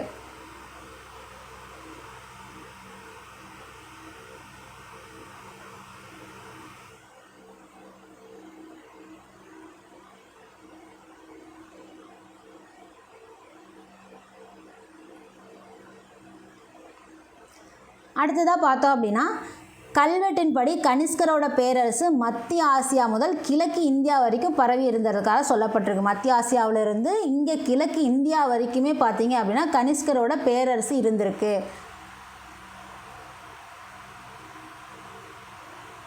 ஸோ இது நமக்கு எந்த சான்று நிரூபிக்கப்பட்டிருக்கு அப்படின்னா பௌத்த சான்றுகளின்படி கனிஷ்கர் பார்த்தீங்க அப்படின்னா மகதம், காஷ்மீர், சிங்கியாங்கில் உள்ள கோடன் இது எல்லாத்தையுமே கைப்பற்றியிருக்காரு அப்படிங்கிறது பௌத்த சான்றுகள் படி தெரியப்பட்டிருக்கு. மத்திய ஆசியாவிலேருந்து கிழக்கு இந்தியா வரைக்கும் பரவி இருந்தது இல்லையா, அதில் பார்த்தீங்க அப்படின்னா பௌத்த சான்றுகள் படி எதை தெரிஞ்சுக்கலாம் கனிஷ்கர் அப்படின்னா மகதம், காஷ்மீர், சிங்கியாங்கில் உள்ள கோடன். ஸோ இதெல்லாமே அவர் கைப்பற்றின பகுதி. பெயர்கள் பார்த்தீங்க அப்படின்னா பெரும்பாலும்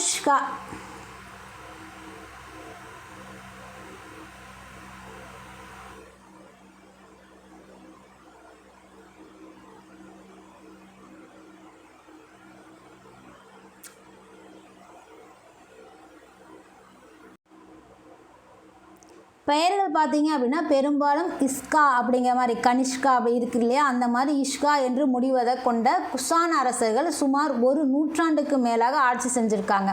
இஸ்கா அப்படிங்கிற அந்த பேரில் இருக்கிறத வச்சு அந்த ஆட்சியாளர்கள் வந்து சுமார் 1 நூற்றாண்டுக்கு மேலாக ஆட்சி செஞ்சுருக்காங்க அப்படின்னு சொல்லப்பட்டிருக்கு. அந்த பெயரை வச்சு அதை குறிப்பிட்டு எப்படி சொல்லலாம் அப்படின்னா ஹூவிஷ்கா, வஷிஷ்கா, பிந்தைய கனிஷ்கர்களும் ஒரு வாசுதேவர் உள்ளிட்ட இவங்க எல்லாருமே பார்த்தீங்க அப்படின்னா இதை ஒரு உதாரணமாக சொல்லப்பட்டிருக்கு.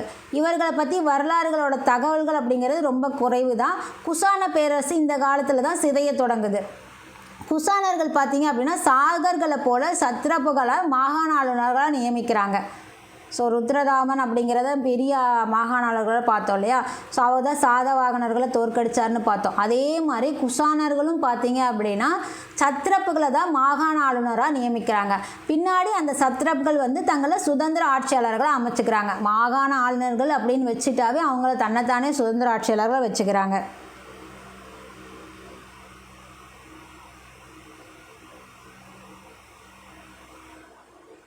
அடுத்ததாக கலை இலக்கியம் யாரோட இது அப்படின்னா குஷானர்கள் கால கலை மற்றும் இலக்கியம். இதில் பார்த்தீங்க அப்படின்னா குஷானர்கள் காலத்தில் கலை மற்றும் இலக்கியம் அப்படிங்கிறது செழித்த காலமாக இருந்திருக்கு. இதற்கு காரணம் அப்படிங்கிறது அரசர்கள் அளித்த ஆதரவு ப்ளஸ் மகாயான பௌத்த மதத்தோட வளர்ச்சி. மகாயான பௌத்தம் அப்படிங்கிறது புத்தரை மனித வடிவில் சித்தரிக்கிறத அனுமதிக்கக்கூடியது தான் மகாயான பௌத்தம். பௌத்தத்தில் 2 பிரிவு இருக்குது, ஹீனயானம் மகாயானம்னு சொல்லி. ஸோ மகாயான பௌத்தத்தில் பார்த்தீங்க அப்படின்னா புத்தர் இருக்கார் இல்லையா. ஸோ அந்த புத்தரை மனித வடிவில் சித்தரிக்கிறதுக்கான அனுமதி இருக்குது அதில். அதே போல் சிலை வடிப்புன்னு எடுக்கும்போது கிரேக்கத்தோட தாக்கம் காரணமாக இந்திய கிரேக்க பாணி உருவாகிடுச்சு. ஸோ எப்போ ஒரு நாடு உள்ளே வருதோ அதோட கலை அப்படிங்கும்போது நமக்கு எல்லாம் மிங்கிலாகி தான் நமக்கு வருது. ஸோ அதன்படி நமக்கு சிலை வடிப்பில் பார்த்தீங்க அப்படின்னா கிரேக்க தாக்கம் காரணமாக இந்திய கிரேக்க பாணி அப்படிங்கிறது உருவாகுது. அந்த பாணியை என்ன சொல்லுவோம் அப்படின்னா காந்தார கலைன்னு சொல்லுவோம். இந்திய கிரேக்க பாணியை நம்ம என்னென்னு சொல்லுவோம், காந்தார கலைன்னு சொல்லுவோம். காந்தார கலை அப்படிங்கிறது இந்தோ கிரேக்க பாணியிலான சிற்பங்களும் கலைகளும் தோன்றுவதற்கான வழிகளை காட்டினது தான் காந்தார கலை. இது தட்சசீலா மற்றும் வடமேற்கு இந்தியா இதுதான் வந்து காந்தார கலையோட மையங்கள்னு சொல்லப்படுது.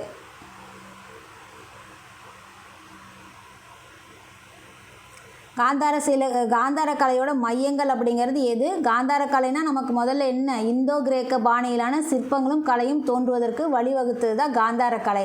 இதோட மையங்கள் எங்கே இருக்குது? நமக்கு தட்சசீலா மற்றும் வடமேற்கு இந்தியாவில் இருக்குது. ஸோ நமக்கு அங்கே இருக்கக்கூடிய புத்தர் சிலைகள் பார்த்தீங்க அப்படின்னா கிரேக்க மரபால் ஊக்கமடைந்தவைகளாக இருக்கிறது. அதே போல் புத்தர் சிலைகள் அப்படிங்கிறது கண்ணியமான ஆடைகளில் தேவ தூதர்களாலும் இலைகளாலும் சூழப்பட்டுள்ளதாக புத்தரை காட்டப்படுது.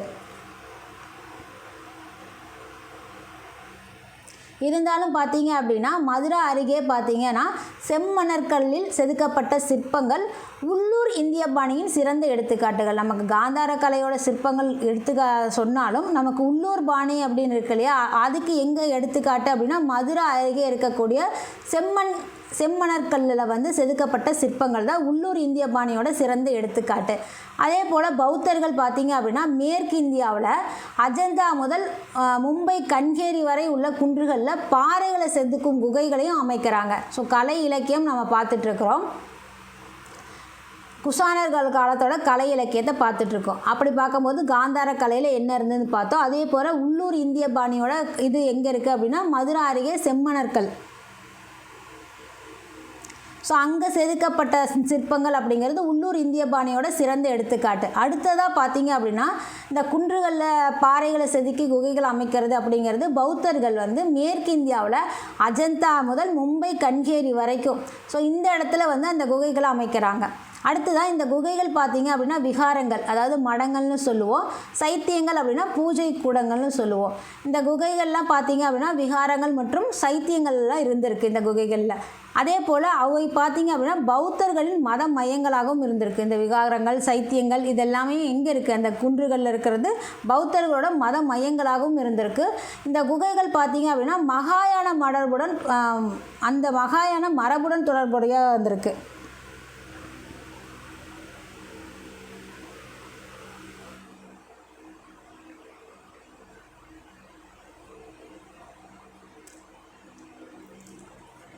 குகைகளில் பெரிய புத்தர் சிலைகளும் செதுக்கப்பட்டிருக்கு. பிந்தைய நூற்றாண்டுகள் எடுத்துக்கும் போது இந்த குகைகள் எல்லாமே அஜந்தா குகைகளில் இருக்கிறத மாதிரியே அழகிய சுவர் ஓவியங்களால் அலங்கரிக்கவும் பட்டிருக்கு. கனிஷ்கர் அப்படிங்கும்போது பௌத்த ஆசான் நாகார்ஜுனர் இருக்கார் இல்லையா, ஸோ அவர் தத்துவ ஞானிகள் அஸ்வகோசர், பார்ஸ்வர், வஸ்வமித்திவர் இவங்க எல்லாருக்குமே வந்து கனிஷ்கர் தான் வந்து புரவலராக இருக்கார். கனிஷ்கர் யார் புரவலராக இருக்கார்? பௌத்த ஆசான்னு சொல்லக்கூடிய நாகார்ஜுனர், தத்துவ ஞானிகள்னு சொல்லக்கூடிய அஸ்வகோசர், பார்ஸ்வர், வஸ்வமித்திரர் இவங்க எல்லாருக்கும் கனிஷ்கர் தான் வந்து புரவலராக இருக்கார். அஸ்வகோசர் அப்படிங்கிற ஒரு புகழ்பெற்ற புத்த சரிதத்தோட ஆசிரியர்.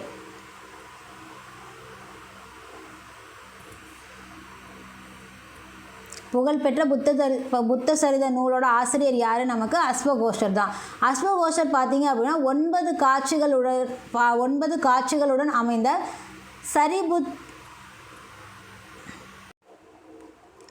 அஸ்வகோஷர் புகழ்பெற்ற புத்த சரித நூலோட ஆசிரியர். அவர் பார்த்தீங்க அப்படின்னா 9 காட்சிகளோட அமைஞ்ச சரிபுத்திர பிரகரண அப்படிங்கிற முதல் சமஸ்கிருத நாடகத்தோட ஆசிரியரும் அவர் தான். மாபெரும் நாடக ஆசிரியராக இருக்கக்கூடிய பாசன் பார்த்தீங்க அப்படின்னா பெரும்பாலும் கனிஷ்கர் காலத்தை சேர்ந்தவராகவும் இருக்கார். அவரது நாடகங்கள் அப்படிங்கிறது சென்ற நூற்றாண்டில் மீண்டும் கண்டுபிடிக்கப்பட்டிருக்கு. யாரோடையது? பாசனுடையது. ஸோ அது நமக்கு சென்ற நூற்றாண்டில் மீண்டுமாக கண்டுபிடிக்கப்பட்டிருக்கு. இந்து மத நூல்கள் அப்படிங்கிறது என்னது? நமக்கு மனுஸ்மிருதி. ஸோ மனுஸ்மிருதி ஆகட்டும், வாத்தியாயனரோட காமசூத்திரம், கௌல்டியரோட அர்த்த சாஸ்திரம். கௌல்டியர்னால் யார்? நமக்கு சாணக்கியரை தான் கௌல்டியர்னு சொல்லுவோம். ஸோ கௌல்டியரோட அர்த்த சாஸ்திரம் இது எல்லாமே நமக்கு பொதுவான ஆண்டு 2வது நூற்றாண்டில் தான் இறுதி வடிவம் பெற்றதாக சொல்லப்பட்டிருக்கு. அடுத்தது பார்த்தீங்க அப்படின்னா தமிழக அரசாட்சிகள். நமக்கு தமிழ்நாட்டுக்கும் ரோமுக்கும் இடையிலான வணிகம். ஸோ இதை நம்ம நெக்ஸ்ட் வீடியோவில் பார்க்கலாம். கண்டினியூஸாக பார்த்தோம் அப்படின்னா இப்போ ஆல்ரெடி மேலே பார்த்ததே குழப்பமாயிரும். அதனால் நம்ம இதை நெக்ஸ்ட் பார்ட்டில் பார்க்கலாம். ஸோ நம்ம பார்த்தீங்க அப்படின்னா என்னென்ன பார்த்துருப்போம். நமக்கு அலெக்சாண்டர் உள்ளே வராரு, பஞ்சாபை கைப்பற்றுறாரு. அவர் மாகாண ஆளுநர்கள்கிட்ட கொடுக்குறாரு. அவரோட மாகாண ஆளுநராக இருக்கக்கூடிய தளபதினு சொல்லக்கூடிய முக்கிய தளபதி செல்யூகஸ் நிகோடர். ஸோ அவர் மூலயமா நமக்கு இந்தோ கிரேக்க அரசர்கள் உருவாகிறாங்க. ஸோ அவர்களை பார்த்தீங்க அப்படின்னா மத்திய ஆசியாவிலேருந்து சாகர்கள், குஷானர்கள் இவங்கெல்லாம் விரட்டி அடிக்கிறாங்க. பார்த்தியர்கள், குஷானர்கள், சாகர்கள் இவங்கெல்லாம் விரட்டி அடிக்கிறாங்க. அவங்கெல்லாம் யாருன்னு பார்த்தோம். குஷானர் யாருன்னு பார்த்தோம். குஷானர்களோட கலை இலக்கியத்தை பற்றி பார்த்தோம். ஸோ அடுத்ததாக பார்த்தீங்க அப்படின்னா இதில் ஒரு விஷயம், காந்தாரக்கலை. ஸோ காந்தாரக்கலை அப்படிங்கிறது கிரேக்க மற்றும் ரோமானிய பண்பாடுகளோட தாக்கம் பெற்ற கலைன்னு சொல்லுவோம். அதே மாதிரி பொதுவான ஆண்டு முதல் நூற்றாண்டு அப்படிங்கும்போது தான் காந்தாரக்கலை வளர்ச்சி பெறுது. கிபி முதல் நூற்றாண்டில் தான் காந்தாரக்கலை வளர்ச்சி பெறுது. குஷானர் காலத்தில் பார்த்தீங்க அப்படின்னா ரோமுடனான தொடர்பால் ரோமானிய கலைநுட்பங்கள் இந்திய கலையோடு கலந்து வளருது. அதுபோக காந்தார கலை வடிவங்கள் அப்படிங்கிறது வடமேற்கு இந்தியா ஃபுல்லாக பரவி இருக்குது. தியான நிலையில் இருக்கக்கூடிய கண்கள் பாதி மூடிய புத்தரோட உருவ சித்திரம் அப்படிங்கிறது தான் காந்தார கலையோட சிறப்பே நமக்கு. ஸோ இதுதான் காந்தார கலையை பற்றி நமக்கு இந்த பாக்ஸில் கொடுத்துருக்க விஷயம். ஸோ இதெல்லாமே நம்ம இப்போ இந்த ஃபர்ஸ்ட் பார்ட்டில் பார்த்தாச்சு. அடுத்தது பார்த்திங்க அப்படின்னா தமிழக அரசாட்சிகள் என்ன பார்ப்போம் அப்படின்னா சாதவாகனர்களை பற்றி பார்ப்போம். சாதவாகனர்களை பற்றி பெருசாக இருக்காது. அவங்களோட ஆட்சி பகுதி எங்கே நிறுவனாங்க அப்படிங்கிறது மட்டும்தான் இருக்கும். அடுத்தது நம்ம தமிழக அரசர்கள் இருக்காங்க இல்லையா, சேர சோழ பாண்டியர்கள், அவர்களோட தலைநகரம் பற்றி சொல்லப்பட்டிருக்கும். அடுத்ததாக பார்த்திங்க அப்படின்னா தமிழகத்துக்கும் ரோமுக்கும் உண்டான வணிகத்தை பற்றி சொல்லியிருப்போம். நம்ம தமிழ் பாடங்கள்லேயே பார்த்திங்க அப்படின்னா கடல் வாணிகத்தை பற்றி பார்த்துருப்போம், நம்மளோட இதில் பார்த்துருப்போம். ஸோ அதை பார்த்திங்க அப்படின்னா இதில் கொஞ்சம் விரிவாக கொடுத்துருப்பாங்க. ஸோ அதை நம்ம நெக்ஸ்ட் வீடியோவில் பார்க்கலாம். வீடியோ பிடிச்சிருந்தா லைக் பண்ணுங்கள், ஷேர் பண்ணுங்கள், கமெண்ட் பண்ணுங்கள். மறக்காமல் நம்ம சேனலை சப்ஸ்கிரைப் பண்ணிக்கோங்க. நெக்ஸ்ட் வீடியோவில் சந்திக்கிறேன். நன்றி.